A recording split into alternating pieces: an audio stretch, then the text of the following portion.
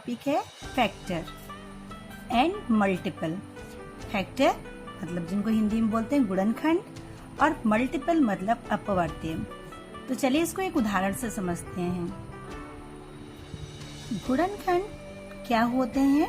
गुणनखंड जैसे हमें मान लीजिए 3 के गुणनखंड लिखने हैं, तो गुणनखंड का मतलब होता है कि वो संख्या किस किस के पहाड़े में आती है, या ये कह सकते हैं कि वो संख्या किन किन संख्याओं से पूर्णतः विभाजित हो जाती है।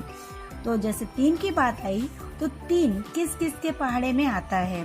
तो 3 1 के पहाड़े में आएगा और स्वयं के पहाड़े में आएगा, या ये कह सकते हैं कि 3 1 से पूर्णतः विभाजित हो जाएगा और 3 से पूर्णतः विभाजित हो जाएगा।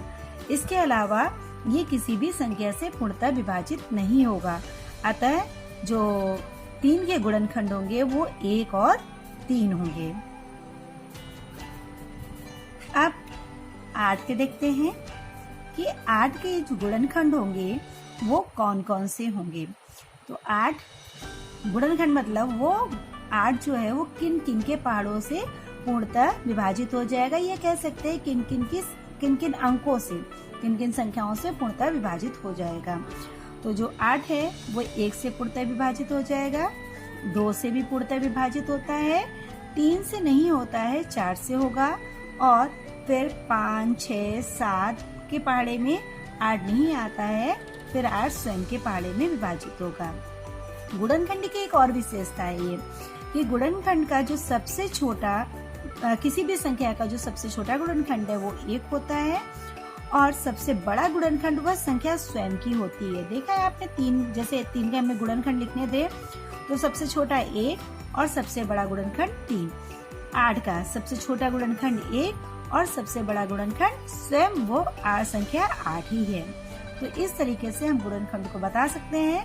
तो जब भी आपसे गुणनखंड पूछे जाते हैं तो आपको दिमाग में ये रखना है कि वो संख्या के आपसे वो चीज पूछी जा रही है कि वो संख्या किन किन संख्याओं से पूर्णतः विभाजित हो जाएगी। अब इसी तरीके से हमसे अपवर्त्य के लिए पूछा जा रहा है, नहीं मल्टीपल के लिए पूछा जा रहा है कि 3 के मल्टीपल्स बताइए। तो मल्टीपल का मतलब होता है उनकी गुणा करना, मतलब 3 की क्रमशः गुणा करते रहिए किसी भी संख्या से और आप लिखते रहिए। 3 की जैसे 1 से गुणा की तो 3 1 में 3, 3 की 2 से गुणा की तो 3 दूनी 6, 3 की 3 से गुणा की तो 3 तिया 9, 3 की 4 से गुणा की तो 3 चौको 12, 3 पचे 15, यानी 3 का पहाड़ा इस तरीके से आपको लिखते जाना है। इसी तरीके से 8 के अगर गुणनखंड करने हैं, इसी तरीके से जब हम 8 के मल्टीपल लिखेंगे तो 8 के मल्टीपल मतलब 8 का पहाड़ा एक तरीके से लिखना है। 8 को जब 1 से गुणा करेंगे तो 8 एकम 8, 2 से गुणा करेंगे तो 8 दूनी 16, 3 से किया तो 24, 4 से किया तो 32, 5 से किया तो 40, 6 से किया तो 48। इस तरीके से 8 के अपवर्त्य जो होंगे, 8 के अपवर्त्य कुछ इस तरीके से होंगे। तो आपने देखा कि यहाँ पर मैंने बोला था कि अगर हम गुणनखंड की बात करें 3 या 8 के जो सबसे छोटा गुणनखंड होगा वो 1 होगा और सबसे बड़ा गुणनखंड बस स्वयं उसकी संख्या होगी।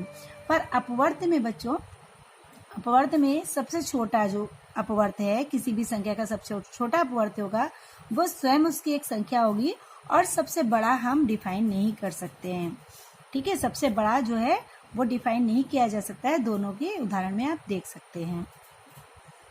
तो बच्चों इसी के आधार पर आपको क्वेश्चन हम दे रहे हैं कि निम्नलिखित के गुणनखंड करने हैं आपको। गुणनखंड 18 के गुणनखंड, यानी 18 किन किन के पहाड़े में आपको मिलेगा, या कह सकते हैं कि 18 किन किन संख्याओं से पूर्णतः विभाजित हो जाएगा।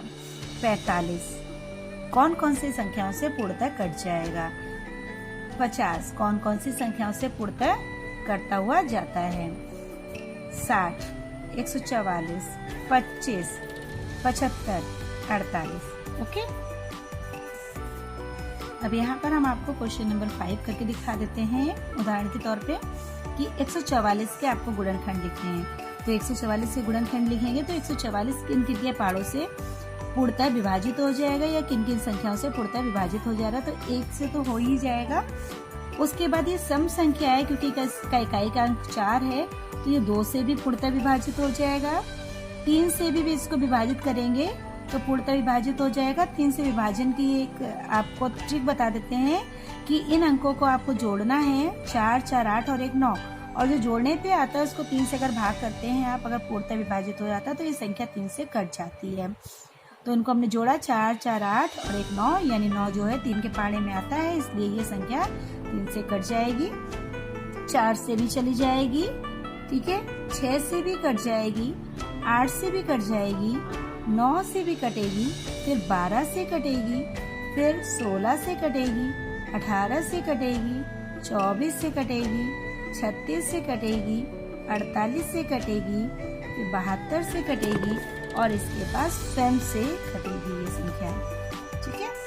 144 मतलब आपको जहाँ से संख्या दी गई है 1 से लेकर वहां तक आपको पहुंचना होगा, एक एक संख्या के साथ में इसको चेक करना होगा।